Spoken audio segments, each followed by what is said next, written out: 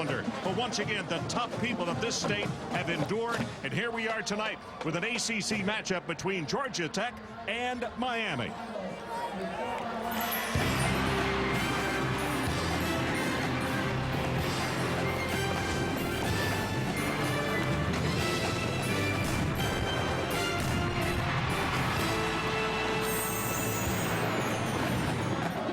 Tonight, it's an ACC matchup as the Georgia Tech Yellow Jackets take on the number 3 Miami Hurricanes. ESPN Saturday Night College Football is broadcast in high definition and presented by Phillips. The record 6-3 and 8-1.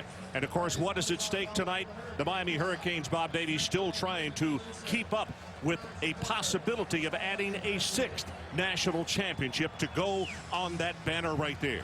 And Miami may be the hottest team in the country. What an impression they made up in Blacksburg 2 weeks ago against Virginia Tech. They got the attention of the entire country, Ron. I don't think there's any question about that. Jordan prepares to kick it off, and the deep man, that's Jala, one of the wide receivers. Akeem, a junior out of New Orleans, St. Augustine, and Darnell Jenkins on the other side. Here's the kick. Going to be taken at the 5 by Jenkins. Loses his footing, and he's down at the 21-yard line. So it gives us an opportunity to talk about young Kyle Wright. And we have visited a lot about him and his progressions through the season. And there's no doubt in visiting with him this past week, the improvement of that offensive line has been one of the things that has really helped him along after starting the season with 9 sacks against Florida State. And Ron, he will need pass protection tonight. Georgia Tech, a big blitz team, a lot of zone blitz. There's holes in the coverage if they can protect Kyle Wright and give him time to throw it. Charlie Jones made his name as they go with it into round 20, 25, and 30, and it is Sonoris Moss. So they come out. He ran right out of his shoe, but he gained 10 yards. Here are the starters for Miami. Charlie Jones at tailback. Hill is the fullback. Moore and Sonoris Moss, who we just saw, wide receiver. Greg Olson, the fine tight end. Up front with the offensive line, much improved. Eric Winston has really been a constant. Rashad Butler has been a very pleasant surprise. He's the man that moved in last year, replacing Winston when he injured his knee in this very same game against Georgia Tech. Good look right there at Eric Winston, the senior out of Midland Lee. His story is well known. Came here as a tight end and now has been moved to offensive tackle, and he loves the change, Bob. And you talk about Eric Winston. Last year, Ron, against Georgia Tech, a major knee injury in the game in Atlanta. Good to see him back. He is one of the top 2 offensive tackles in all of college football. Looking forward to the NFL draft at the end of this year. It was funny yesterday. 2 of his buddies that he played high school football with and won a state 5A championship in the state of Texas with were in town to visit, and he was all grins and showing him around the athletic facility. A long way from Midland, Texas to Miami, Florida, Ron, I promise you. Yep, those kids said they were glad he came. It gave him an opportunity to visit this part of the world. Wright drills the pass. Did he catch it? Nope, incomplete. That is Greg Olson on the receiving end and could not get the handle on it. Here are the starters for Georgia Tech. Eric Henderson, well documented. He and Roto on that left side, extremely tough. NUI and Adam Oliver making up the remainder of the down 4. Hall, Wilkinson, and Philip Wheeler. Philip is a true freshman at one of those linebacking spots. Davis and Scott on the outside.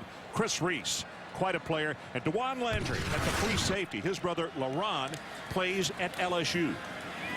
Going to throw. Wright has a man. The ball is tipped and almost intercepted by K-Buckle Hall, number 35, one of the linebackers. Ron, something Miami does a lot. Unbalanced line. You're going to look right here. This is Olson, the tight end, really lined up next to the guard at offensive tackle, but he is eligible because he's the end man on the line of scrimmage. That's a big part of Miami's offense, really lining him up as a tackle, the number 2 man, but eligible on passes. Nice job by Hall. You could see his drop, and he not only got the depth, but had the jumping ability to get up and hit it. 3rd down. Here's Wright. Safety valve. Throws it high. It is caught. It's going to be well short of the first down. They're going to give him forward progress about 3 yards shy of it. Sonoros Moss, who handles the ball for the second time in this ball game, and it will be punting time for Brian Monroe, a junior out of Palm Beach Gardens, Florida. You look at Larry Coker. Pat Clark is the deep man. Here's the boot with the left footer. Not a good spiral. Now takes a big Georgia Tech bounce and is going to be touched down by Buck Ortega, one of the tight ends, only 31 yards on the boot. So that means that it will be Reggie Ball directing the offense here for the Georgia Tech Yellow Jackets. Started 33 of his 34 games in his career. Missed the one game against Connecticut with viral meningitis early in the season. Ron, this guy is plenty capable. He must be consistent in his decision making against the speed of this Miami defense. And you know, I have to think he had a bad ball game for him against this Miami team last year. 3 pickoffs and some not so good decisions that he wants to make amends for that.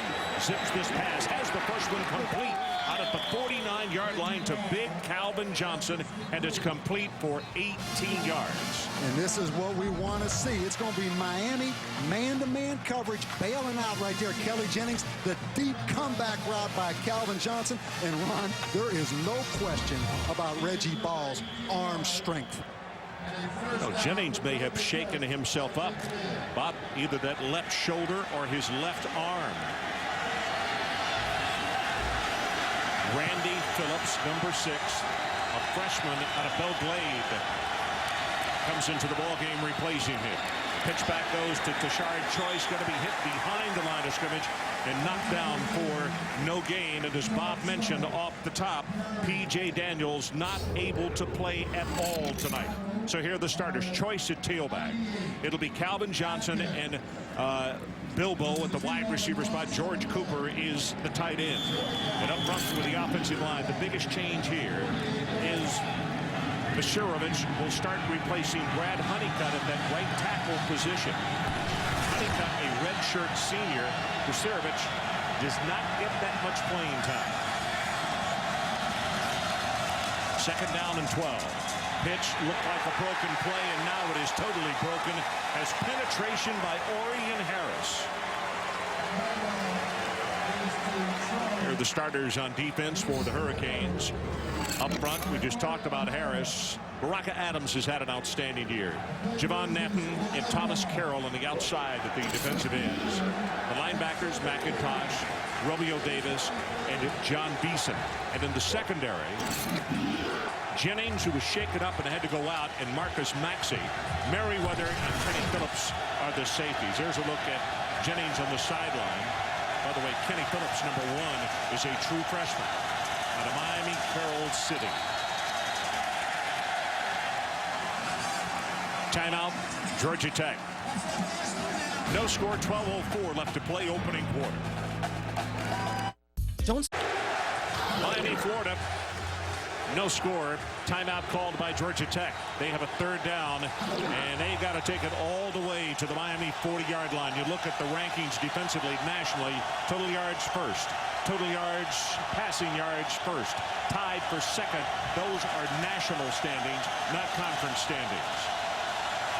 Here they come. Twist inside, also a blitz. Ball gets it away, and he has the catch, and it's very close to the first down as he gets it out to Pat Clark. Thomas Carroll with some heavy pressure, but it's good for 18 yards. And the first thing, you're going to get Brandon Merriweather, the safety, locked up on Pat Clark, number 6. A huge 3rd down and 17.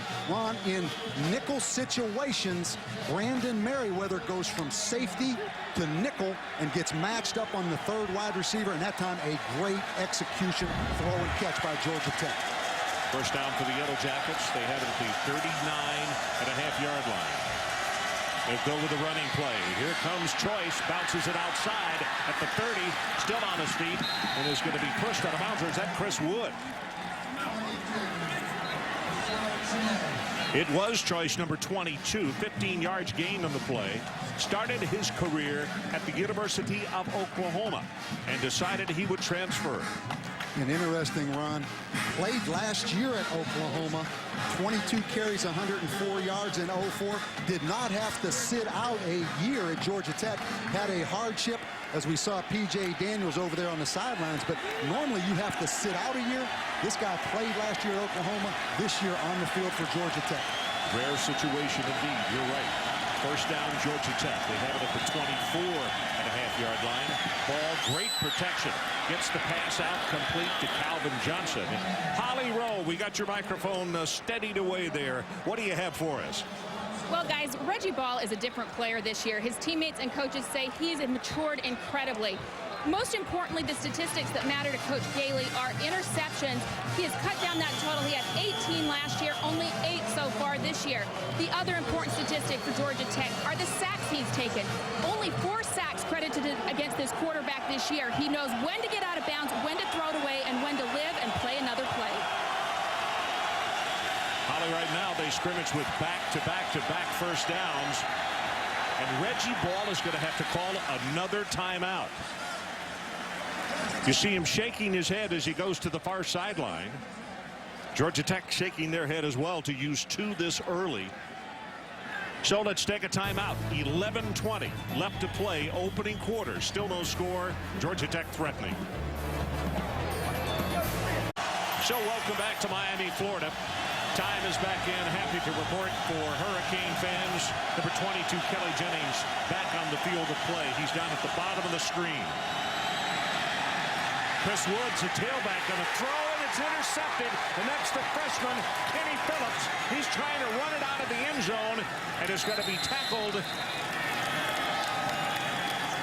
We may have pass interference. But Chris Woods in a tailback, and he throws the pass and the pickoff.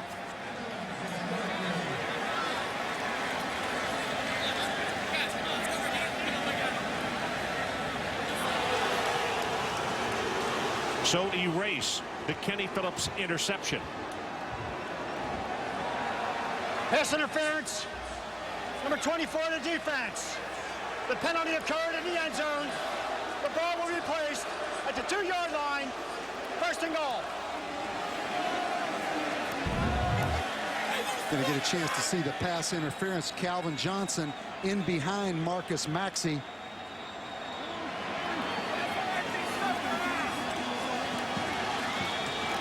First and goal. Good call right there. Ball underthrown. Marcus Maxey did not give Calvin Johnson the opportunity to come back and make a play on the ball. So with that, they spot the ball at the 2-yard line, as our referee said. Choice back in the ball game, puts a head down, nothing doing. And here's where those numbers that we showed you just a couple of moments ago become extremely important to a group of kids that really take pride in being ranked at the top nationally defensively. Orion Harris led the attack. And Ron, a huge difference, both maturity-wise, experience-wise, and quite honestly, talent-wise, between Georgia Tech's young, undersized offensive line and this big physical line that you see right there of Miami. Don't be surprised if Reggie Ball doesn't move the pocket on this. 8th play of the drive coming up. Short drop, fade route, near sideline, looking for Johnson. Well overthrown. It'll be 3rd down. Kelly Jennings was the man covering. And you will see that all night, whether it's on the goal line or upfield.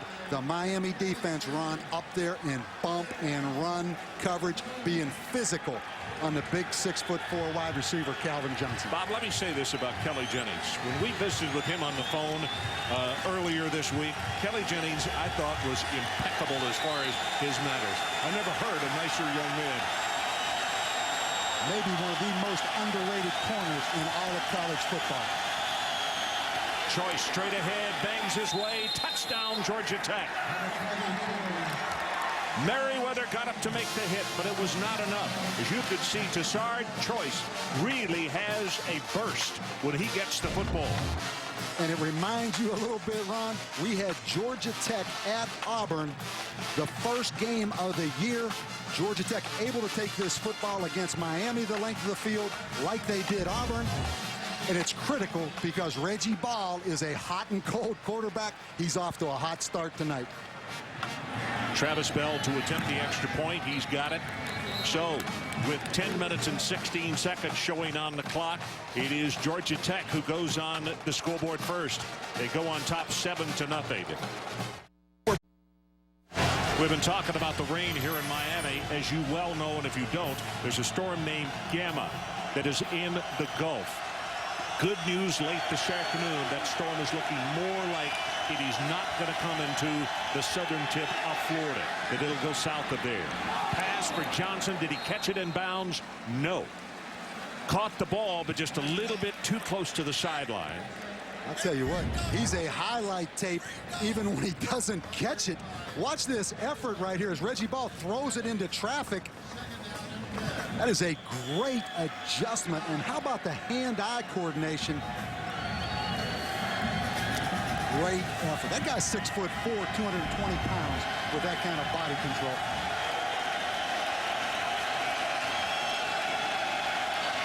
Second down and 10. Blitz coming off the corner, and that's where Reggie Ball gets hit. They brought him from that side, and Marcus Maxey was in the backfield. All of a sudden, Reggie Ball looked up and he said, "Whoa, where did you come from?" And Randy Shannon, the defensive coordinator, learned. You're going to get a look at Marcus Maxey if we go ahead and roll at the corner. Last year, Georgia Tech beat them with quarterback runs. That time he brings Marcus Maxey on the corner fire. No chance on that play. Great call by Randy Shannon. Sure open field tackle by Maxey. Third down. And now Tech needs to take the ball out to the 19-yard line. Choice, the tailback, lined up 5 yards deep in his own end zone. Straight ahead, 1 yard, and that's it. They'll be punting with a line of scrimmage at their own 3. Kareem Brown saw to it he didn't go any further. Ron, let's go back to the 4th down opportunity Miami had.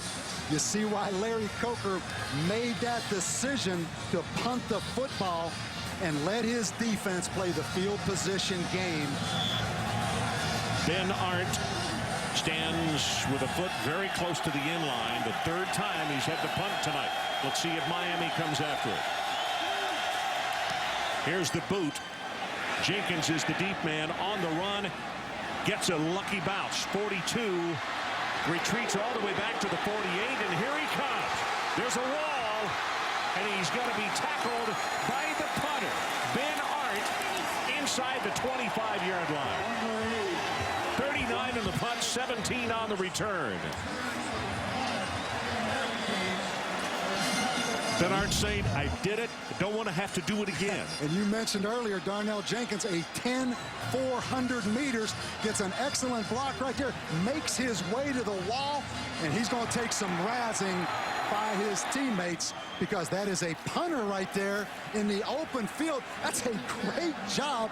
That's 10-400 meters against probably 12-400 meters. Joe Gaston on the special teams for Tech. Lucky he didn't get a 15-yard penalty for that elbow into the head late. Quick pass in the flat, overthrown, intended for Hill, his fullback. But I go back, Ron, to patience. Patience in coaching sometimes is the best attribute to have. Larry Coker, just a minute ago, faced with 4th and 1. Didn't go for it, didn't get greedy, punted the football, and look where he has the football back at the 24-yard line. That's patience right there. Look at those numbers. 5th season at Miami. Averaging over 10 wins a season. 3-1 in bowl games. Buck Ortega, the tight end, flips over to the right side, lines up in the slot. They go with the tailback, and I'll tell you, Charlie Jones has not really been a factor so far tonight. As Eric Henderson from that defensive end spot is there to make the tackle immediately. I'll tell you what, Eric Henderson, you're going to see him get penetration in the backfield from the backside, tracks that thing down. But Eric Henderson missed 4 games with an ankle. Took it personal that he wasn't on any All-ACC preseason teams because he's a 2-time All-ACC guy. You can see why they say he's the key to this front. Keep an eye at the top of your screen. Out to the right. number 8, Darnell Jenkins. Third down, and Miami needs the 14. They're 0 of 5 on third down conversions. Blitz right up the middle, pass over the middle, had a man there, didn't turn around, and was almost intercepted. Sonoris Moss, the ball was there before he realized, and Dennis Davis is the man who had a shot at it. And that could have, maybe should have been a touchdown. You're going to watch Sonoris Moss go right up the seam right here against 3 deep coverage. The ball a little bit late thrown on, and Sonoris Moss obviously not looking back expecting that football. He was open early. Yep. So John Petty, his longest 49. He is 11 of 16 this year. And Miami calls a timeout. And we'll take the timeout with him. 8:34 left until halftime. Tech 7-0. Canes trying to get on the board.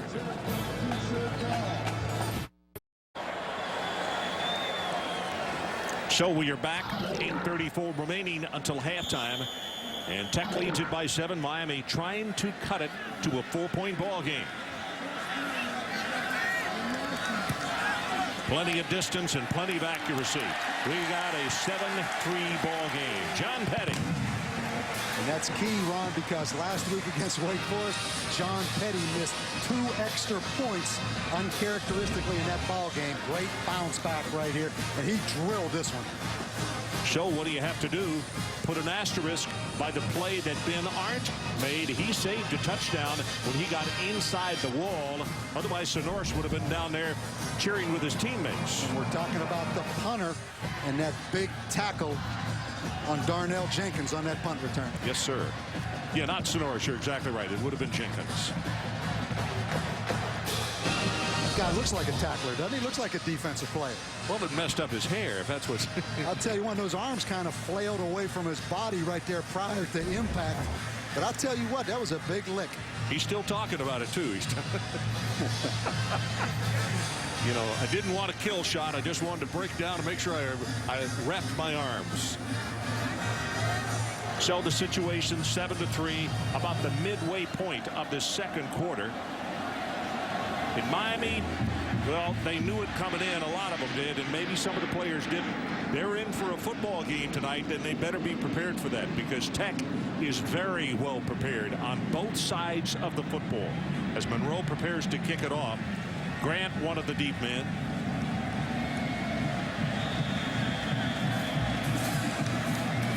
Notice those shadows, Ron, on the field.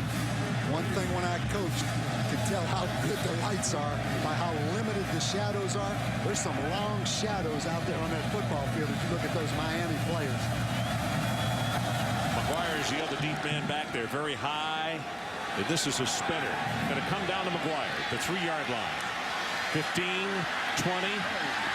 High stepper takes it all the way out to around the 28. And our Miller highlight moment in time takes us back to Miami's first game of the season against Florida State, September the 5th. Kyle Wright making his first start at quarterback. Boy, he was sacked 9 times in this ball game. In the second quarter, Wright hits Ryan Moore for a 34-yard touchdown that made the score 10-7. But with 2:12 remaining, Miami's field goal attempt was botched. FSU wins 10-7 and hands Miami their only loss of the season. Seen a lot of poses by head coaches in that stadium on missed field goals between Coach Bowden and some opposing coaches as well. Choice gets the pitch back, tries to turn the corner. Boy, that is great pursuit by Glenn Cook. Sophomore out of Hollywood, Florida. Really focused player, and he showed what kind of lateral speed he has. You also see the kind of depth Miami has. Glenn Cook, the backup linebacker behind Rocky McIntosh. They play a lot of players, Ron, on that front 7. They wear you down as the game goes on. I'll tell you what I love. Randy Shannon, the defensive coordinator. One of the things that they talk about, particularly in the secondary, lean and locate.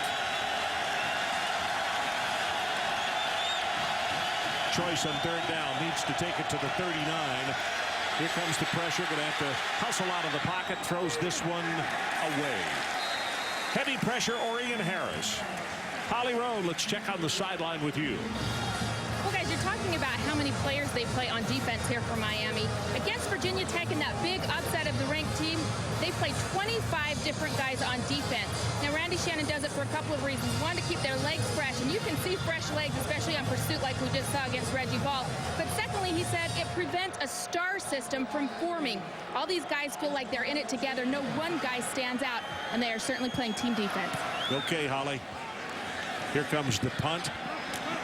Fair catch called for at the 26-yard line and is made. 39 yards in the punt. You know, to further what Holly was talking about, Randy Shannon really does guard against that sort of thing where somebody could have an opportunity to get the big head, because he himself will not look at stats and reflect them to the team.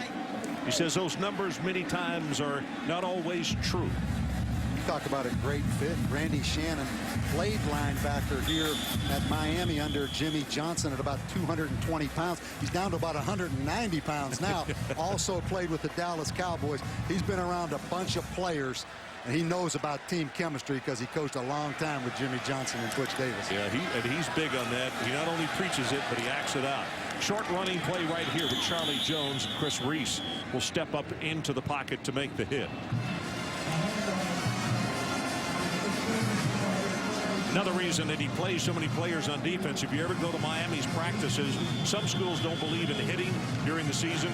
Come out on Wednesdays and see what the defense does. And I'll tell you what, when I was coaching, the NFL scouts would always come around and they would talk in awe, Ron, about the Miami practices. Not the games, but the competition in those Miami practices. Exactly. That's the reason the backups are so good.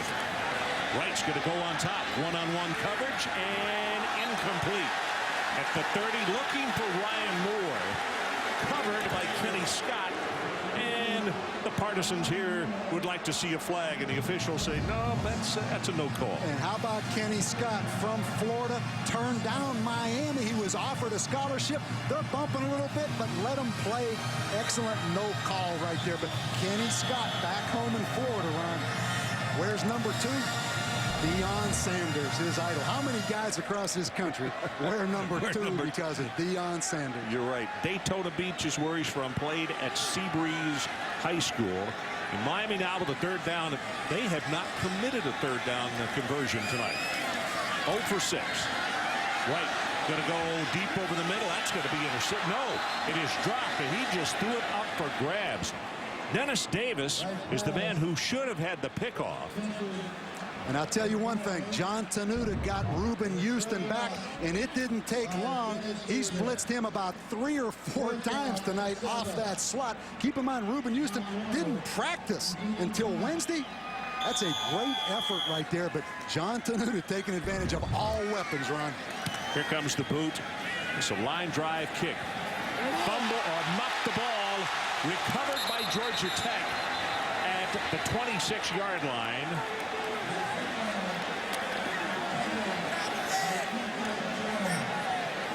Jones gets on the football, 43 yards in the kick, and I said Georgia Tech. It is going to be their football, they say now, at the 27-yard line. So it was muffed, cannot be advanced, but was recovered and saved by Jones. What a great effort right there by DJ Jones, that's played a lot in the secondary, particularly last week against Wake Forest. That was a key recovery right there. No question. First down and 10. Clock shows 5:41 to play first half. Dishard Choice, the tailback, but they'll use him to block. And here's a pass to Johnson, complete for about 8 yards at the 35. And I'll tell you what, you see an NFL matchup right there, Kelly Jennings, but football 101, Ron, how you beat man-to-man coverage, the deep comeback route. Just about every ball Calvin Johnson has caught tonight has been run the defensive back down the field, make him think you're going deep, throw the ball underneath him, just like that, because the DB has to respect you running by him on the deep ball. I can promise you that pass caught right in front of the Miami bench. Those guys were standing there saying, yeah, he could play for us. He could play for us big time. That running play is going to go for about 1 short of the first down. Holly Rowe, let's check back with you. Well, guys, last year in this game, Calvin Johnson was just a freshman, but he was shut down, just 2 catches for 10 yards.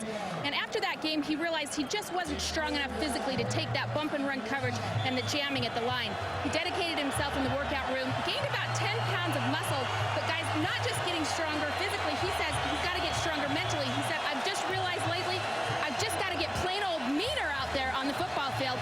You can see him blocking well downfield and trying to be more of a physical presence tonight. Okay, Holly, great job.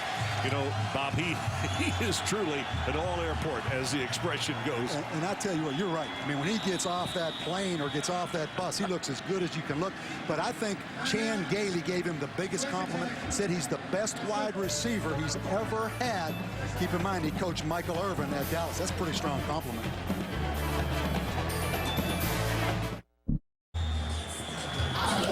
So we are back on what has been a partially clear and then rainy evening in Miami. The rain has gone away. Right now it's a 3rd down at about 1.5 yards needed by Georgia Tech.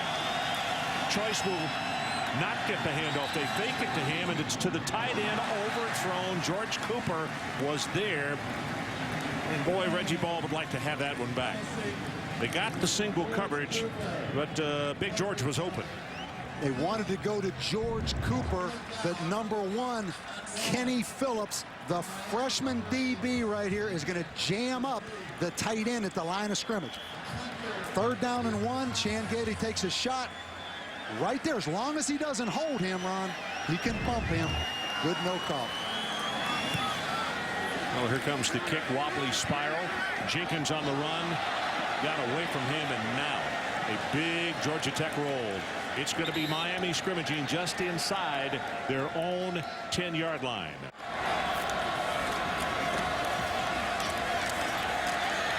And this is the longest run from scrimmage by Charlie Jones. Charlie out close to the 19-yard line, tackled by DeJuan Landry. Charlie Jones got his opportunity up at Virginia Tech. Had 97 yards on 24 carries. Followed it up last week with 90 yards. One thing at Miami, Ron, they always replace guys that leave. Whether it's to the NFL draft or whether it's to injury, there's always a guy waiting in line. 6 carries for 19 yards for him. There you see Winston, the big tackle. They move him over actually to the tight end position on the left side, and they take the ball the other direction. It'll be enough for the 1st down with Jones, and Landry again with a tackle. And I'm going to tell you something. We got to get a new pit crew or something. Charlie, you remember Virginia? Exactly. He can't keep his headgear on. Exactly. He lost that helmet about 5 times up there. I know you love this story. His dad owns a landscaping business. This guy is a premier golf grass cutter right here. I'm talking about Charlie. His dad makes him work, and that's a good thing. Probably one of the reasons that the coaches say his work ethic is so good on the practice field. He'll hand it to him again, takes it to the left side and powers forward for about 3 yards. We're under 3 minutes until halftime. Holly Rowe, let's check in with you. Well, guys, you're right. Charlie said he grew up cutting lawns from about the age of 10, and his dad would make him work 10-hour days, and he would work 6 days a week. He got such a great work ethic, but he said it also taught him that when he grows up, the only thing he wants to do with his hands for work, something to do with football. That's right, Holly. And you know, it gives you a greater appreciation for practice may not be quite as hard when you've been working 10-hour days. Wright drills the ball, has it complete at the 39-yard line to Ryan Moore. The junior out of Orlando with a big 1st down here. You see Ryan Moore came to life last week with 4 catches against Wake. They take a page out of Georgia Tech's playbook, Ron, with that deep comeback route against man-to-man. You know what? That is the longest pass play by Miami tonight, 15 yards. One thing typically Georgia Tech, a zone defense team, they don't normally give up big plays, Ron. Georgia Tech showing blitz off the corner. Right now possibly with an audible. And here they come. Blitz off that top corner. Going to go on top. Fade route. Got single coverage. Caught it, but was he in bounds? Yes. And they say out of bounds at the 24-yard line. Ryan Moore. 37 yards. I'll tell you, we've been talking so much about Calvin Johnson. How about Ryan Moore right here? Is that a tremendously thrown ball? and also the concentration. I mean, that ball thrown over the outside shoulder by the sideline. That's what the quarterback's taught to do, because the only guy that could make a play was the 6'3" Ryan Moore. Dennis Davis was as close to him as you could be without having pass interference. Here comes a draw play, big opening for Hill, and then it closes up quickly. Tackled at the 19. Clock runs with 1:28, now 1:27. Miami trails by 4 and would love nothing more than to put a touch on the board to go in at halftime. Well, I go back to last week against Wake. Miami down 17-14, 4.5 minutes left in the half. And all of a sudden, bang, run 3 touchdowns in 2 minutes and 40 seconds before the half. 106, now 1-on-5, 105. Blitz coming off the low corner this time. Pass over the middle, complete at the 5, and it'll be a touchdown, Sonora Smalls. And you have to wonder, Reuben Houston on the field for the first time this season. And right here, if we freeze it, it's just man-to-man coverage. This is Reuben Houston, number 9. Keep in mind, he has not practiced at all this season until Wednesday. They've been blitzing him, but he's not going to cover Sonora's Moss run, particularly without ever practicing. I'll tell you, that is a 90-yard drive. The ball started just on the other side of the 10 as the extra point attempt is up and good by Petty. And with 57 ticks on the clock until halftime, 10-7 ball game. Imagine the Orange Bowl is very noisy right now. Those that are sitting out here enduring the rain, they're having a good time, because all of a sudden their Hurricanes, number 3 in the BCS standings, are up 10-7, and we have 57 seconds left until halftime. Well, you go back, Reuben Houston, number 9, 2-year starter at corner for Georgia Tech. He is their best cover guy, but to put him in that situation is very difficult. Man-to-man coverage on Sonora's Moss. That's a tough situation to put him in. So let's see what kind of kickoff they get from Brian Monroe. Xavier McGuire and Rashawn Grant are the 2 deep men. This is long and a spinner, and it's going to go 5 yards deep, and they'll take it over at the 20. And this Miami defense starting to dance a little bit out there on that field. And they start dancing. You better look out now. Just make sure they don't dance in your backfield. Yeah, that's the next step. That's Calais Campbell, who was outside on the left as the rush in. Choice and Woods in the backfield this time. Choice gets free. 20, 25, 30. Going to be a run of about 12 yards. Phillips, I believe, is the man who tripped him up, number 1. Also, Rocky McIntosh. The Shard Choice runs hard. Reminds you a lot of P.J. Daniels, Georgia Tech starting tailback, who's out with a sternum injury. You remember those early timeouts that Reggie Ball took? They'd love to have one right now as he has to throw this one away because they have no timeouts. That will stop the clock at 39 seconds. Moncure, number 94, Eric putting the pressure on, played right here in Miami at Carroll City. Chan Gailey. We talked in that early game, as you look at Big Eric. In that early game on the road at Auburn, he really did a marvelous job of calling plays in that ball game. Trying to keep this Miami defense off balance here this evening.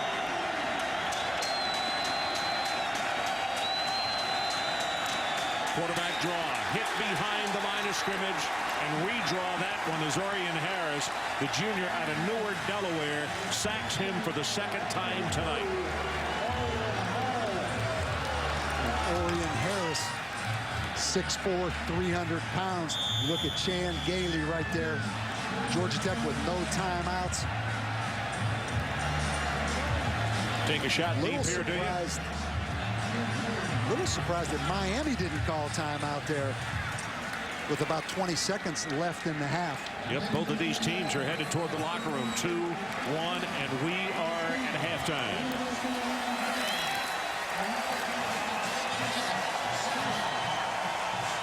Down to Holly Roll with Larry Coker. Well, Coach, just before your offense took the field for that long drive, you went over and got an offensive line and some of the skill position space. What were you saying to your team? Well, we just got to make some plays. We've had some opportunities, but we weren't making plays. Drop balls, some poor throws. We got beat on some protection a few times. We just got to get back and play our game, be consistent. 2 sacks, your protection seemed to be a problem. How do you fix that in the second half? Well, we got to correct it. Their defense is good. They've got 10 starters back. We knew that. They're good at pass rushing and do a lot of schemes at us, but we just got to stand in and do a good job and make the plays. All right, thanks, Coach. Thanks, Holly. Ron? Thanks, Holly. Our halftime score, Miami 10 and Georgia Tech 7. So welcome back to Miami, and here are the first half numbers. Bob, what jumps out at you most? What jumps out is Georgia Tech only with 95 yards total offense. You can see they're capable, and actually it seemed like they had more yardage. Reggie Ball started out 3 for 3, then went 2 of 10. Miami cooled him down. What's really amazing, the other one, Ron, excuse me, is Miami 0 for 7 on third down conversions, which proves again Miami has to keep the pressure off the young quarterback Cal Wright against this Georgia Tech blitzing defense. I think that opening drive on the part of Georgia Tech was somewhere in the vicinity of 68 yards, and then from that point on, that's the opening drive of the football game, they were held to 27 yards for the remainder of the first half of play. I think it says that, yes, this Miami defense is aroused. This is Grant. Far sideline, 25-30. And finally going to be stopped at the 32-yard line. So I guess the biggest question is, Miami is so good at doing this, wrestling momentum away, as Bob made the point in that first half. Do you think that they have totally wrestled the momentum away, or is Tech still there and can get this one? I think Georgia Tech was glad halftime came because Miami had momentum. I think it's really critical for Georgia Tech, Ron, to throw the ball down the field on running downs. They're going to have to continue to run the ball on passing downs because of Miami's defensive pressure, but throw the ball down the field on rundowns. And when you have a shot and you're for Georgia Tech, you better take it because you're not going to get many. Here they roll that pocket. Ball drills it, has it complete.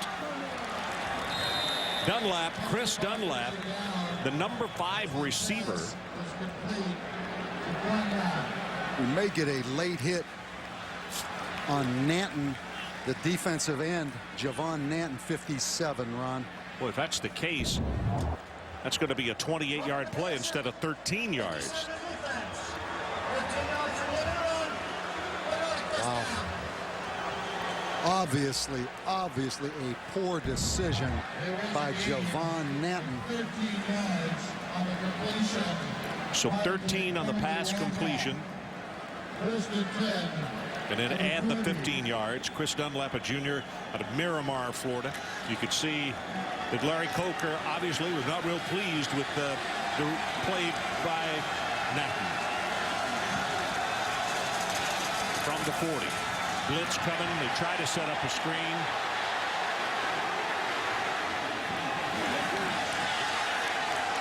Throws that one way away. Holly Rowe, let's check down on the sideline with you. I checked in with Chan Gailey at halftime for Georgia Tech. He said that the key to the second half will be moving Reggie Ball. You've already seen on 2 consecutive plays here, they're rolling him out of the pocket. He's concerned about that push Miami is getting up front. He said our offensive line is struggling to handle that push, so look for us to move the pocket. Also, he said we've got to stay out of 3rd and long. They're just loading up on us, blitzing, killing us. That's their primary objective. Okay, Holly.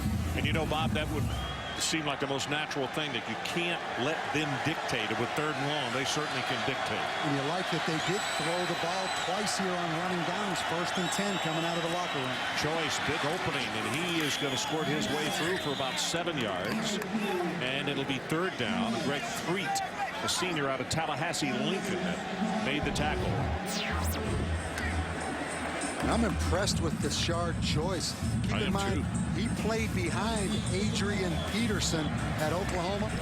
Probably the #1 reason why Tashard Choice decided to transfer. No, seriously, he's from Atlanta. And because of a hardship, was immediately eligible this year. Strong lower body on that young man. You saw his cutting ability back in the first half. 3rd down, the need to take it to the 30. You see the blitz coming, pass delivered, had to get rid of it because Reggie was about to get leveled, and you see him saying to the referee that I took a shot to my head. Cook is the man that he thought got to him, and judge for yourself here. And keep in mind, you cannot use the helmet as a weapon. That could have been called. That was helmet to helmet. Did he use the helmet as a weapon? Doesn't matter if it's the top of the helmet or the face mask. Obviously a judgment call, but that call really being reinforced this year across college football. Surprised that wasn't called, Ron. Ben Arndt stands back to punt. Here's the boot. It's a pooch kick, very high. Not real long, but it's perfect for the situation, and is going to bound out of bounds inside the 10-yard lines. Take a look at Game Track and what occurred in that first half. Calvin Johnson, 4 receptions, 48 yards, deep comebacks with great agility like that. But here's the touchdown pass over the middle to Moss. She defeated Reuben Houston. And then the play of the defense is Eric Henderson with the tackle right there. Total yards 114 and 134 in the first 30 minutes of play for the two clubs respectively. Oh, look, Miami has to scrimmage from their own 6-yard line. Arndt's done a good job tonight, punting and tackling. And short yardage for Charlie Jones. Philip Wheeler, redshirt sophomore out of Columbus, Georgia, who is tied for the lead on this ball club with interceptions. He has a total of 4. As we mentioned off the top of the telecast, this defense has 17 interceptions, which leads the Atlantic Coast Conference. That is amazing. You talk about Philip Wheeler with 4 interceptions. They love his talent. They say he's still learning, but he's cut his mental errors. Bright future at Tech. But there are not many linebackers that have 4 interceptions in a year, even seniors. Yep, Charlie Jones again. Mansfield Rotto, junior out of Snellville, Georgia, is there to make the stop. Now it's going to be 3rd down for Miami. Let's keep in mind, Miami 0 for 7 run in the first half on 3rd downs. You've got the whole defensive package right now if you're John Tenuta on 3rd down and 6. It will all be about pass protection right there if you're Larry Coker. You know, you've had ball games like this. You preach and preach and preach to your kids. This is going to be a tough ball game. You're a huge favorite in the ball game, and you don't take the head coach seriously. And what happens to you? You struggle, just like Miami's doing tonight. See if they can make it 1 of 8. Yes, they do. There's the run. Charlie Jones will pick up the first 3rd down conversion of the night. They're now 1 of 8. Devon Landry made the stop. Excellent block by Tony Tella, number 61. The big offensive guard just engulfs the linebacker, Philip Wheeler. How about the respect, though, by Miami for this Georgia Tech defense, Ron? On 3rd down and 6, run the football. Look for them right now, play action. Maybe take a shot down the field on a running down here. 3 of 8 for Georgia Tech. 1 of 8 for Miami. They fake the reverse, and the running play goes right up into the line. There's nothing there. K. Michael Hall is there to make the stop. They are a penetrating defense. As K. Michael Hall, the linebacker, run in the backfield right there. Stop that play before it ever got started. So the situation, clock runs about to go under 11 minutes to play 3rd quarter. Miami 10, Georgia Tech 7. Deep in the pocket, here comes pressure, and he is going to be sacked. That's Darrell Robertson. It's the 4th time that they have gotten to quarterback Kyle Wright this evening. Again, pressure. All the linebackers coming, and Darrell Robertson, the defensive end, comes up with the sack. This kid was 205 pounds. John Tenuta calls him the stick man. I'm talking about Darrell Robertson. First 2 games, 14 sacks. The last 7, 10, but 4 of them tonight. And in fact, this week, conversations here at Miami about how improved the offensive line was. You see the blitz coming right up the middle again. So Wright gets rid of it. Got man coverage overthrown at the 49. Ryan Moore is who he wanted. Kenny Scott with the coverage. He did not have time to think about anything else but get rid of it. You mentioned it. Reuben Houston again coming on the blitz. You see him from the field. Ryan Moore. Just not enough time allowing for the quarterback to really set his feet and make an accurate throw. Brian Monroe, the left footer, end over end on this one. From the 45 is Clark. And Pat will be hit after a gain of 5 on the return. 46 on the boot and 6 on the return. And it's Randy Phillips, who also plays the special teams, who made the tackle. But good field position for the Yellow Jackets. Well, not anymore. Didn't see the flag. How many times do you see great field position affected by holds or block in the back?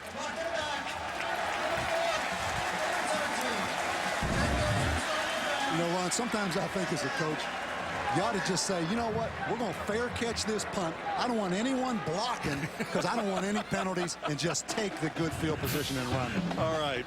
I got a story when we come back about that.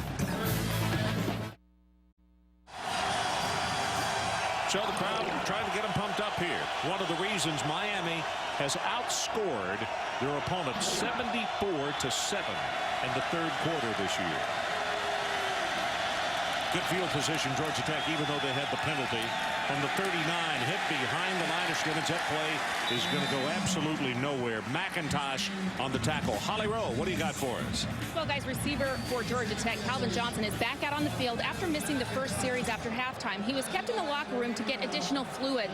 He is a little bit dehydrated. Now, this is another problem we saw him have against Auburn in the first game of the season. I can tell you it is very hot and sticky, humid down here on the field, and that may be one of the reasons. So we'll keep an eye on his endurance here in the second half. Okay, Holly, I'm here to report that Bob has gone to the locker room for liquids as well. He's dehydrated.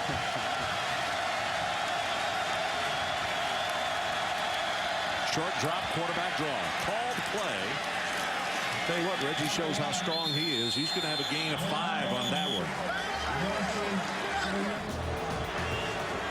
Bob, we had a late flag on sportsmanlike conduct was thrown in. Run, that's the second 15-yard penalty. Unsportsmanlike conduct, excessive celebration. Number 50 and number 99. 15 yards. The play result in a first down. Second 15-yard penalty of the second half. Right here at the end of it, becomes taunting right there. A little dancing going on. Can't tell what's said, but I think just the dancing right there. McIntosh, and I think it was Kareem Brown, was it? Or looked like Kareem Potter? Brown, 99, yeah. Okay.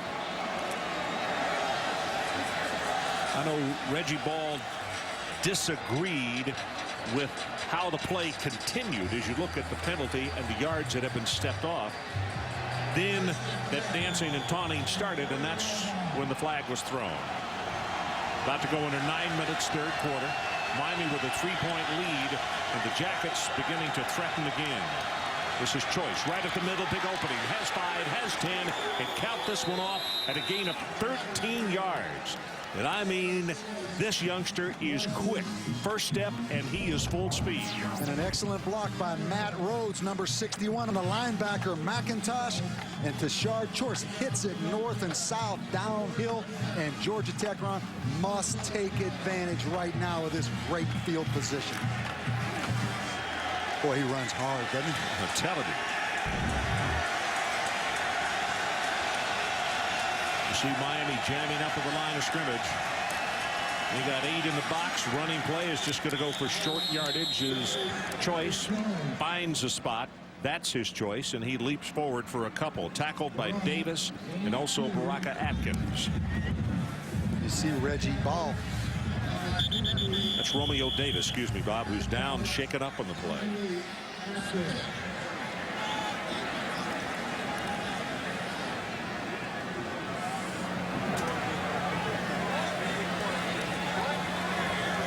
Well, these are two really good defensive football teams out here on this field tonight. I'm telling you, cramps, it would appear here, with him grabbing it at the calves and also at the hamstring. We're going to take a break. 10-7 Miami.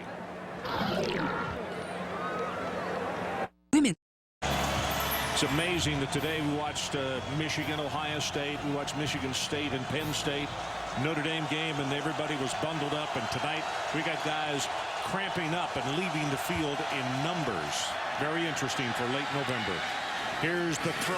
Did Johnson get it? He went diving, and the official's going to say incomplete. Calvin Johnson with quite an effort. He is one of the youngsters who was cramping.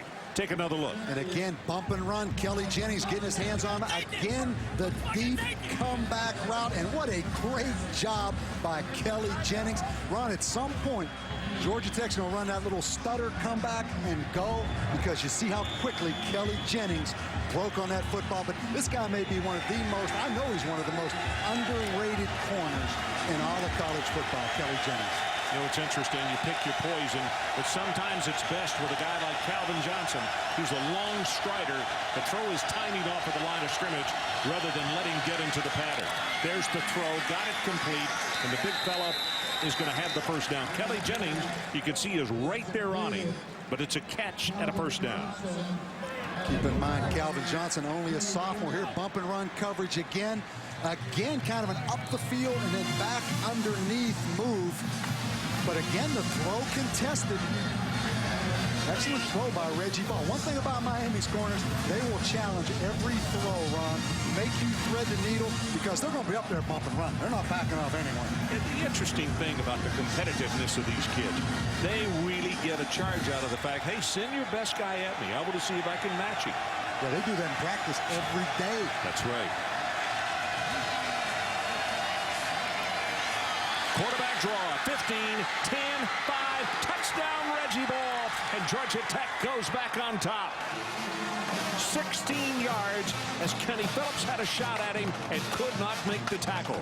And anytime you run the quarterback run, you're going to have to get a great block from your tailback. He's going to go through and block Marcus Maxey, 24. I'm talking about Desard Choice. Right now, he becomes the lead blocker. It kind of is out of the screen right there, but excellent call. And again, Reggie Ball, last year hurt him with the quarterback run. That's the first time tonight, Ron. Trying to make it a 4-point ball game, Travis Bell. And he does right down the middle. So 7-17 left in the third. New score, Georgia Tech 14 at the Hurricanes 10.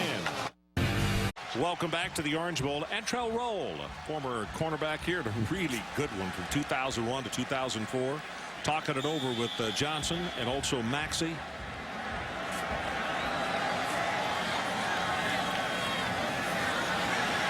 Blitz coming on Miami. They throw the screen there. Tries to pick up the block. Flag is down, and it's going to come out over the 40-yard line. Let's see if this one goes back.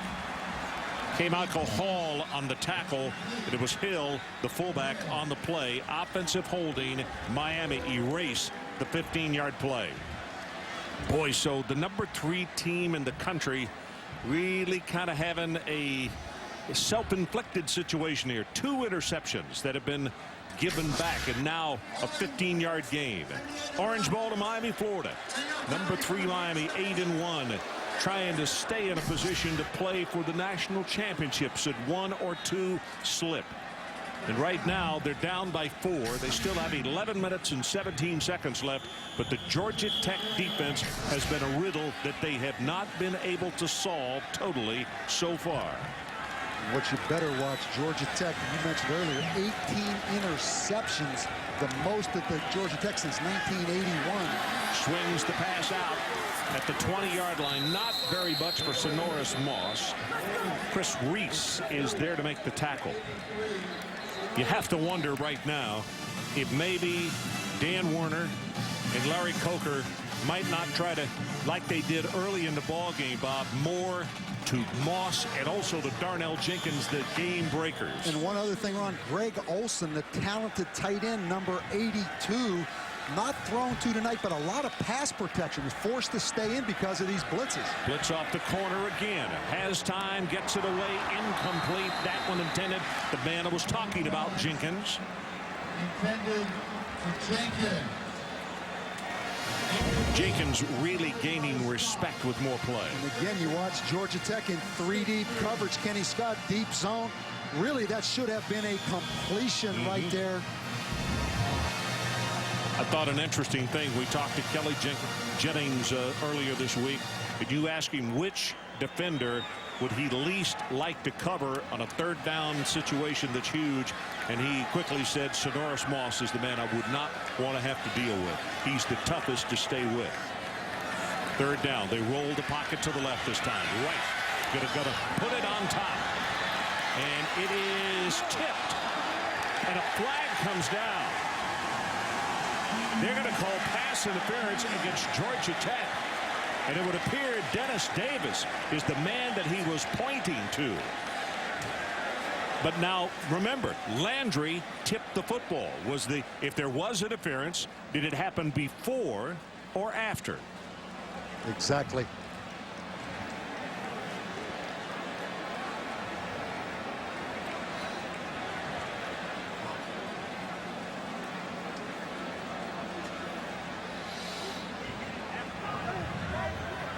We have multiple fouls. We have an ineligible receiver. Number 84 was covered. We have pass interference. Number 24, the defense. No offsets. Repeat, third down.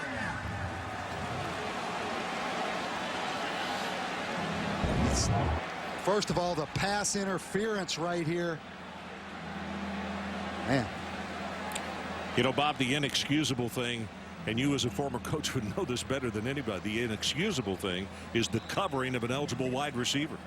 And that's going to be the interesting call. I'm not sure number 84 has been in the game for Miami. Obviously gave out the wrong number on the call. I think so. Probably he's talking about Zellner, number 88, because Ortega's 15 and Greg Olson's 82. Third down. We'll play it again. Pressure right up the middle, and Wright is going to be sacked again. K. Michael Hall comes through and gets it.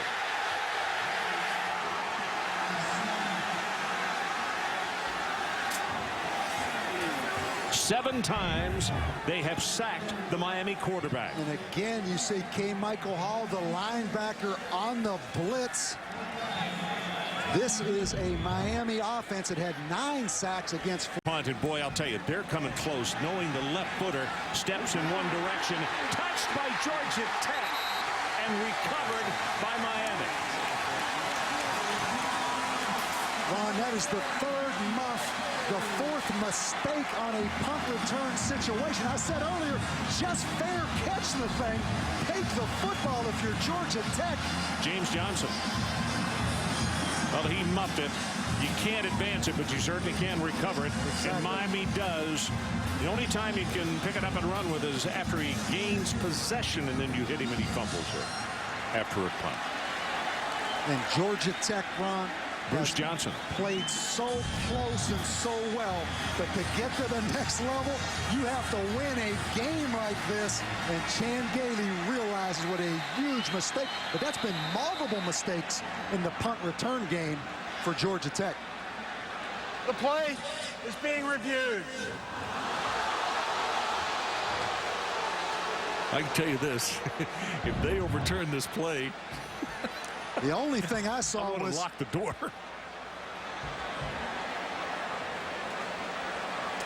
Did he touch the ball? I think it's obvious he touched it by his reaction. Yeah, that.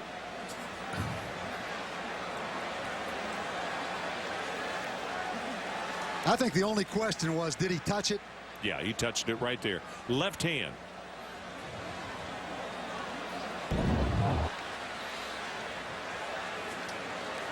And Bob, you're exactly right. You can tell by the anguish on his face that he touched it. And James Johnson, maybe if he would have acted like he didn't touch it, the call may have gone the other way. Review, the ball was touched in the field of play. Recovered by Miami. First down.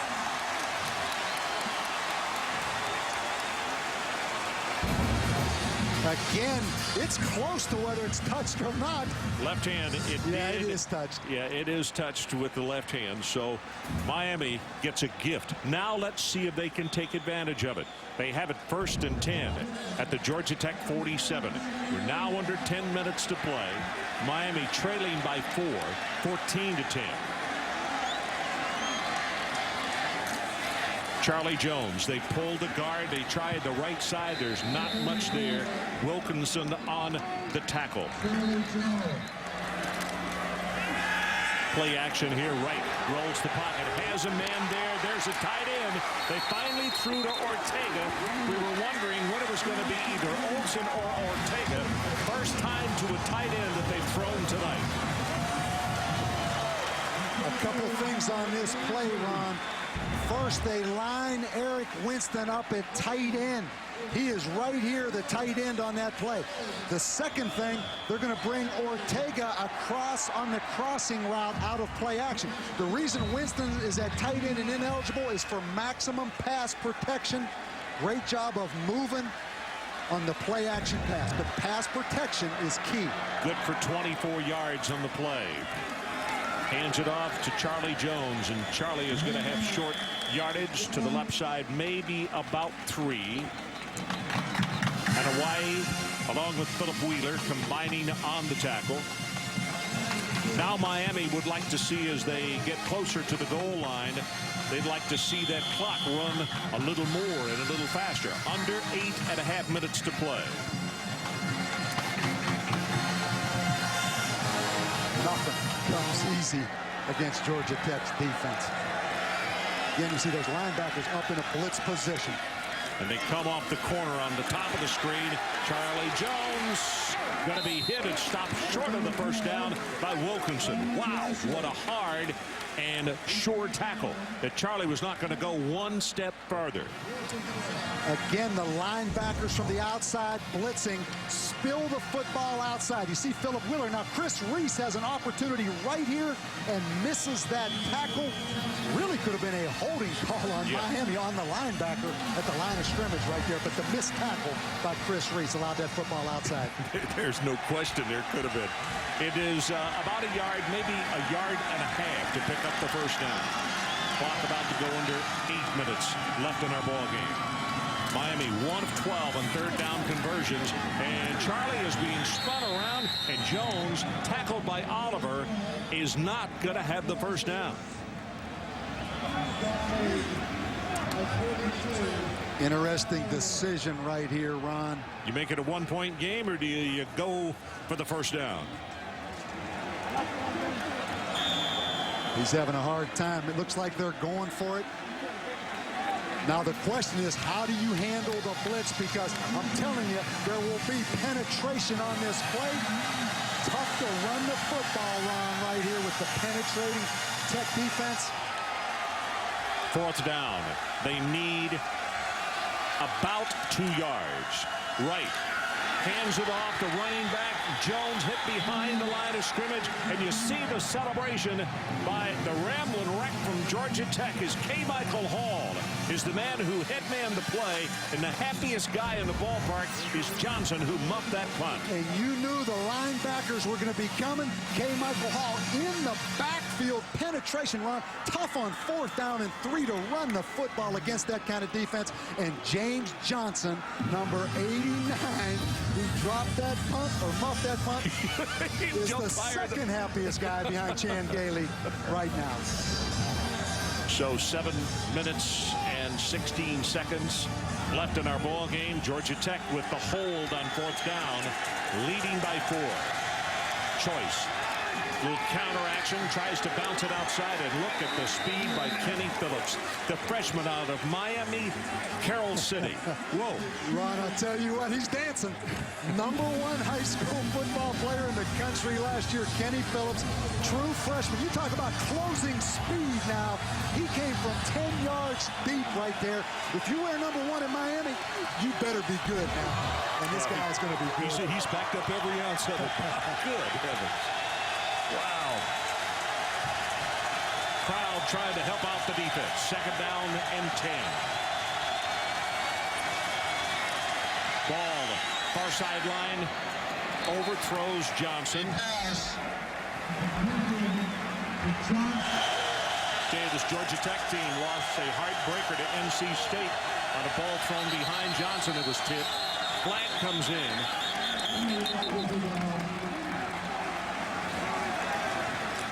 Gardner could have come out of his stance.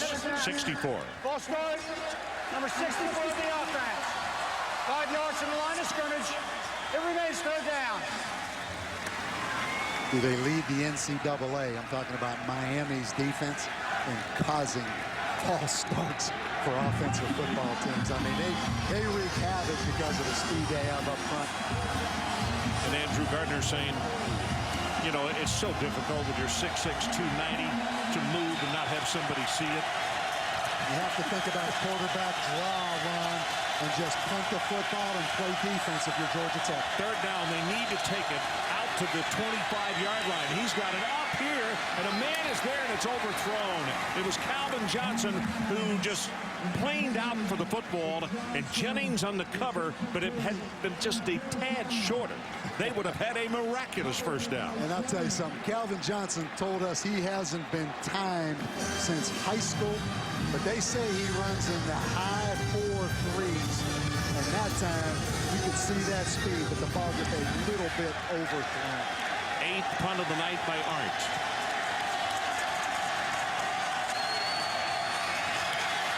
Barely got it away. Wobbly spiral. And Jenkins spins around. Looks for a block. Boy, in all kind of trouble. Going to run out of bounds at the 46-yard line. His own. 35 yards in the punt and a -9 on the return. How about that job by Georgia Tech on that punt? We'll take a break. We are back. Situation 6:13 showing on the clock.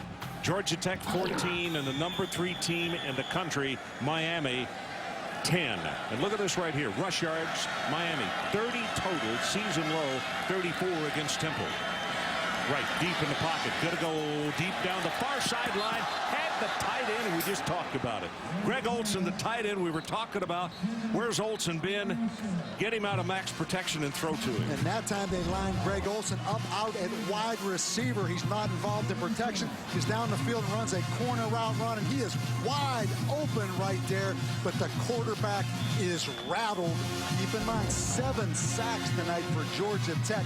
That ball should have been completed. That would have been a huge, huge play for Miami. Again, he lines up out at wide receiver. They're going with an empty backfield, no back set. Look for twist stunts up front by Georgia Tech.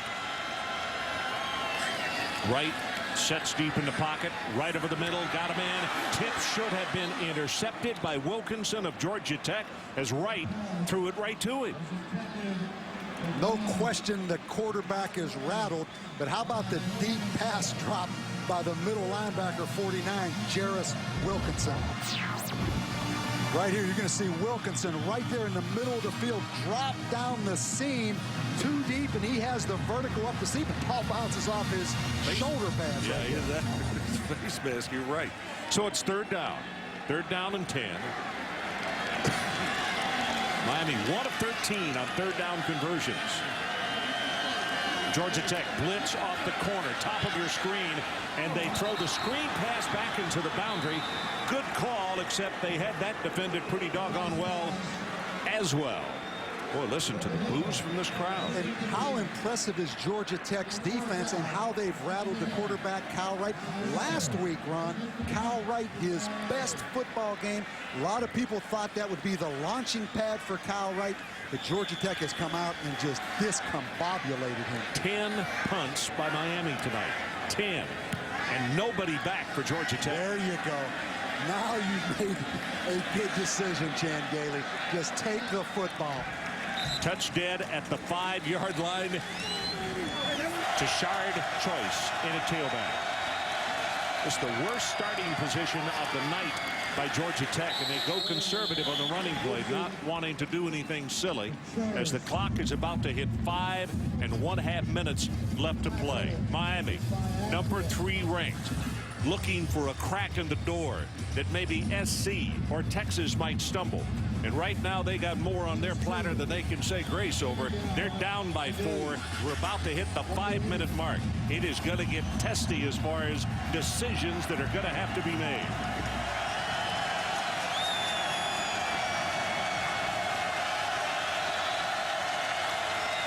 Miami shows blitz. They come off the corner, and it is Reggie Ball in the quarterback sneak, and he picks up the first down at the 4:59 mark.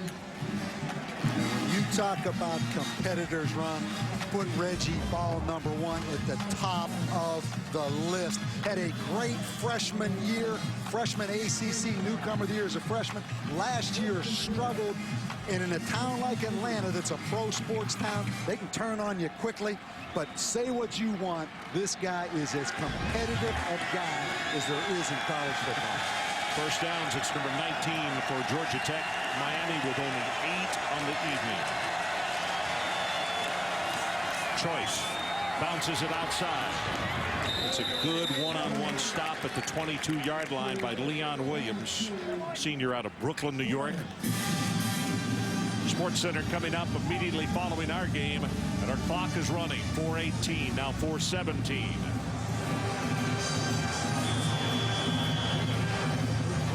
Bob, the last time that our crew was down here in Miami, Florida, it was the Clemson Tigers, who were huge underdogs, who came back and knocked off Miami. Right now, Georgia Tech trying to do the last or the same thing that we saw last year right here in the stadium. Up by 4, 3 minutes and 50 seconds to play. 2nd and 7. Choice hit behind the line of scrimmage, tries to wiggle his way out, but he's going to lose a yard. Kenny Phillips making the tackle. Now 3rd down. And to put this in perspective, all week, I bet I've had 5 people come up to me this week alone and say, what about Miami against USC for the national championship? I think most people felt Miami the hottest team in college football, and Georgia Tech comes in here in 3 minutes and 20 seconds away from a huge upset. Tells me one thing, you weren't in the state of Texas or anywhere close. Oh yeah, they're talking about Longhorns, USC, right? You betcha.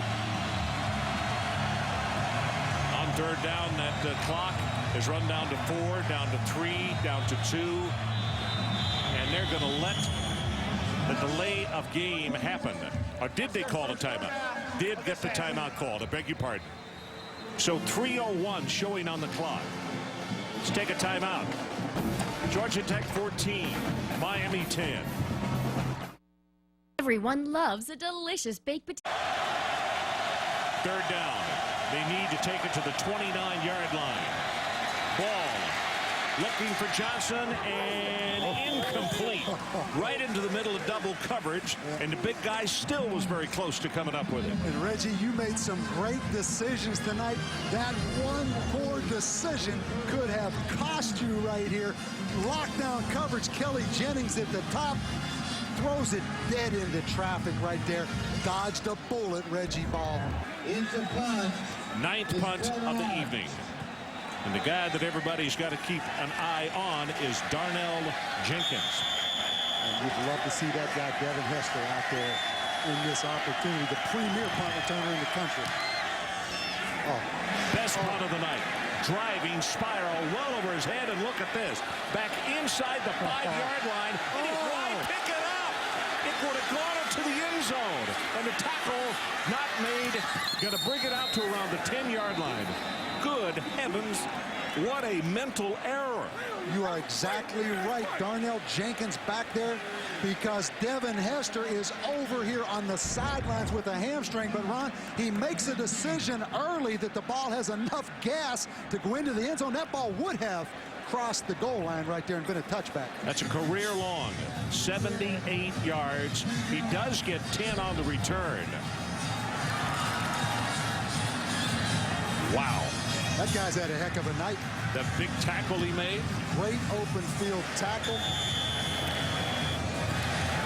So 2:37 showing on the clock. Miami down 14-10.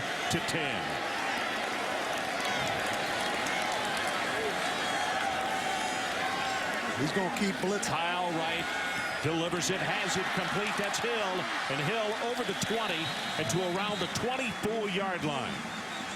13 yards in the play. DeJuan Landry on the stop. K. Michael Hall coming with some tough pressure.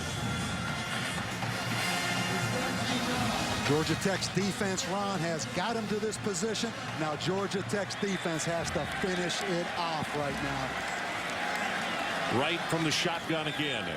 K. Michael Hall coming from down below, and your screen pass is complete at the 40, 45 to Ryan Moore. And just like that, in 2 plays, Miami is at the 48-yard line. That one good for 24, and the clock still shows 2:10 to play. And the linebacker right here, Jarris Wilkinson, overran that thing, but the big square-in route to Ryan Moore. The quarterback's heating up, Ron. Pass protection's been excellent right here.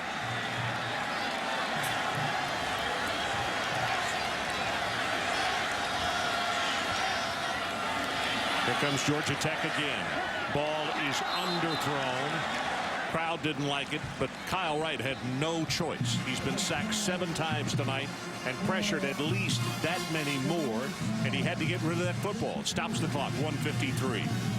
13 of 29, 183, and 1 touchdown.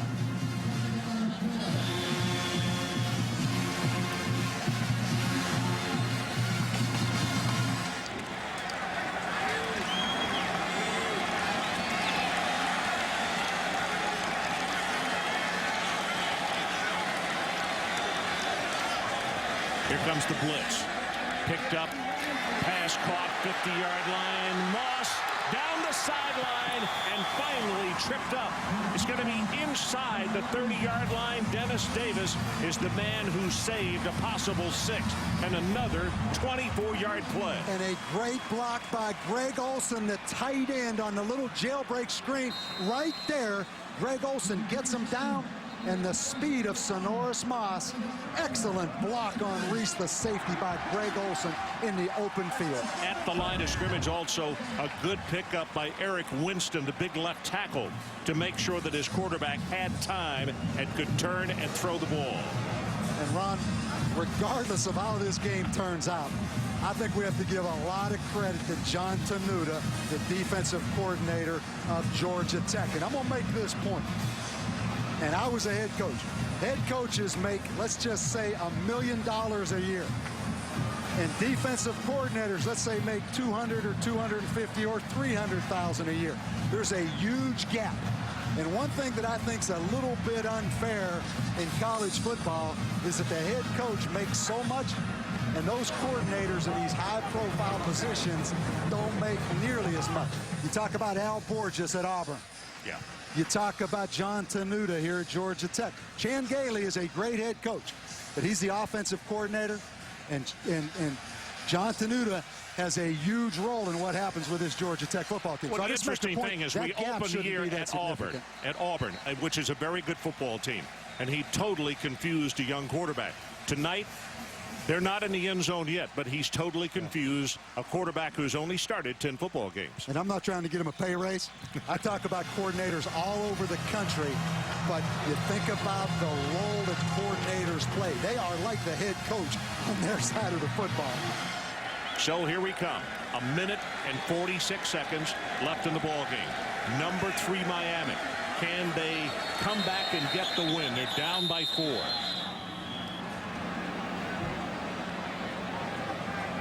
The previous play is being reviewed. It took a long time to decide we're going to review it. Obviously, it's where the football or where it went out of bounds. The ball spotted.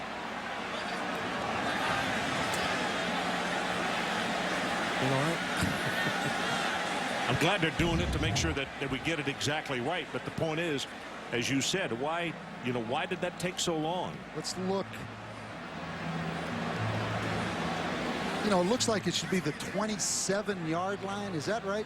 27 or 28, yeah. Yeah, when it's spotted right now on the 27.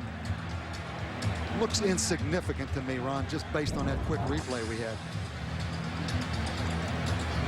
Again, right there. The 28.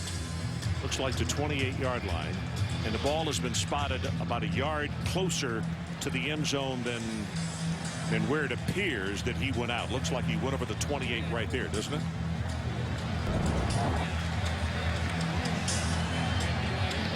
Where the ball was, he did have that football extended a little bit. But I agree, I'm a little surprised it took so long to make the decision to review this.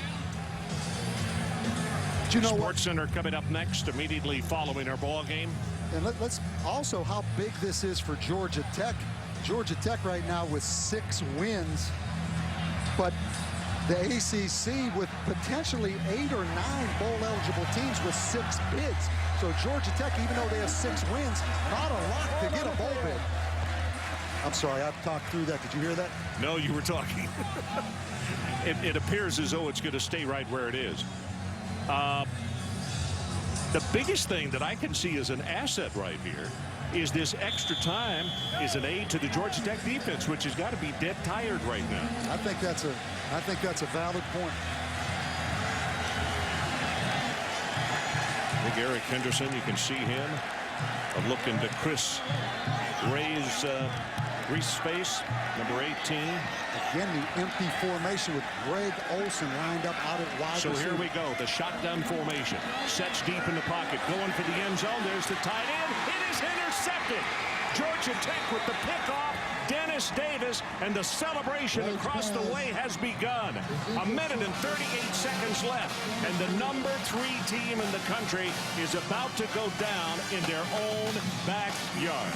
And if you remember a little bit earlier in the 4th quarter, the same exact corner route by Miami that was wide open, and Dennis Davis, the corner, just sinks. Ball hangs in the air and run. That was 1st and 10, which is really a dagger for Kyle Wright. You learn from every situation. That guy right there, John Tenuta, said, boys, get this 138 off the clock. Let's get in the plane and head back to Atlanta, Georgia. Reggie Ball takes it wide, does not want to get out of bounds. How about Georgia Tech in the shotgun run, coming out of their own end zone? You see Reggie Ball woofing a little bit. Well, Miami calls a timeout to stop the clock at 1 minute and 28 seconds left. Holly Rowe. Well, Ron, when you consider the week that Georgia Tech and Chan Gailey have had, first the high, he gets a new contract extension. Then the lows, a player is ordered by a judge to be able to play on the team. Then an announced probation by the NCAA. Chan Gailey said he addressed his team and said, look, you've got to compartmentalize. Those are issues off the field you can't control. You have nothing to do with those. We will take care of the issues. You've got to trust us. He said, what I need you to do is focus and take care of what you can control, which is on the football field. Guys, they've taken his advice today. Boy, have they ever, Holly. You know, I'm with Bob. The strange thing, and young players make young mistakes, and you learn from them. You hope that they learn from them. But a first down play like that, Kyle Wright is going to go back and replay that 1,000 times because they had too many opportunities from really close in to make something happen and win this football game. And Ron, you go back, I mean, it's Kyle Wright's 10th start as a quarterback here at Miami. But how about Georgia Tech? You knew coming in, their defense was capable. We've seen it week in and week out, really. And on offense, they have enough weapons. And if Reggie Ball, number 1, plays and makes good decisions, Georgia Tech has a chance really to compete with anyone. Well, look at this. Look at this. If you're Georgia Tech's alumni and you're just giving the guy an extension, as we watch Reggie Ball at a quarterback keeper, he is close to the first down. In fact, I think he just got it.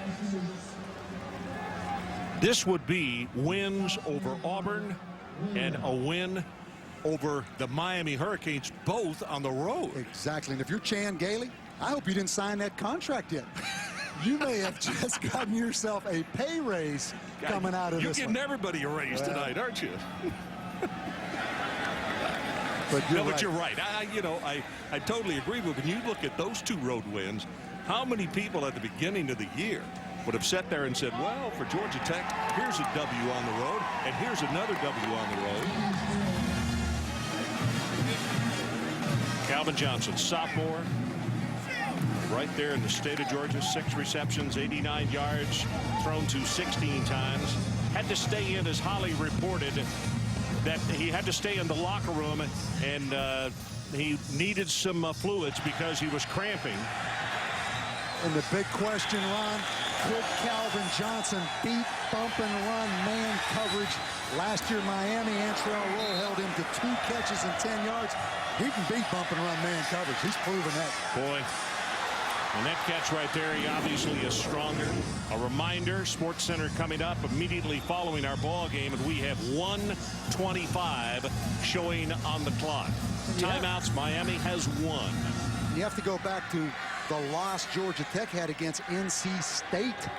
That's the one I was saying. Calvin Johnson had that opportunity to win it. But the ball was thrown behind him, and his head coach said, yes, it did. It devastated him for a while. Here comes Reggie Ball, tries to bounce it outside, and he's going to slide down to make sure he does not go out of bounds. Miami's going to use their final timeout.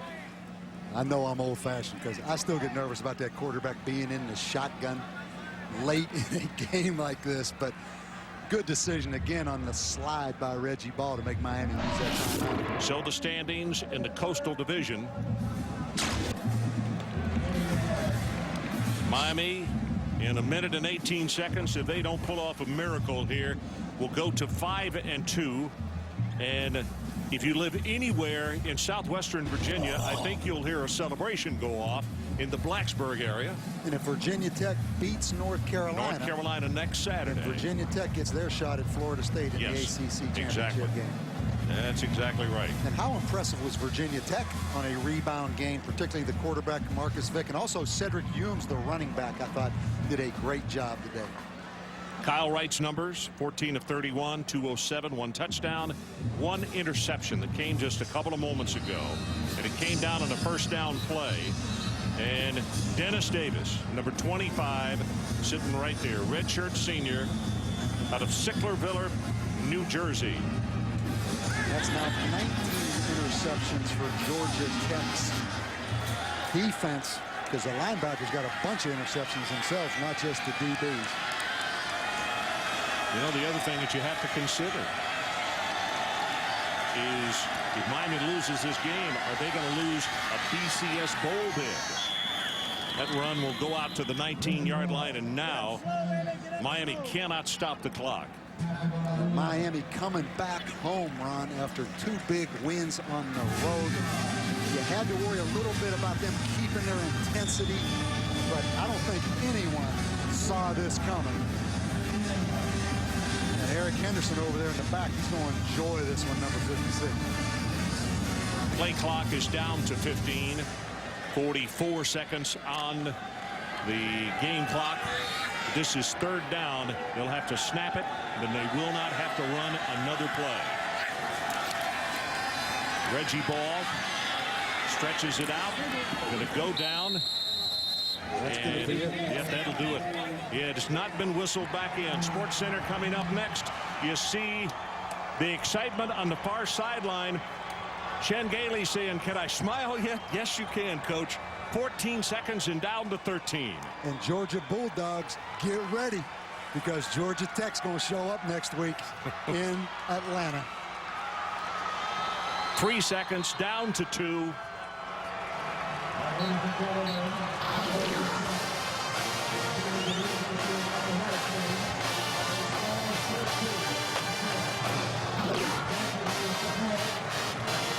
You see Holly there. We're going to go to her immediately as soon as we get a camera right there with Coach Gailey.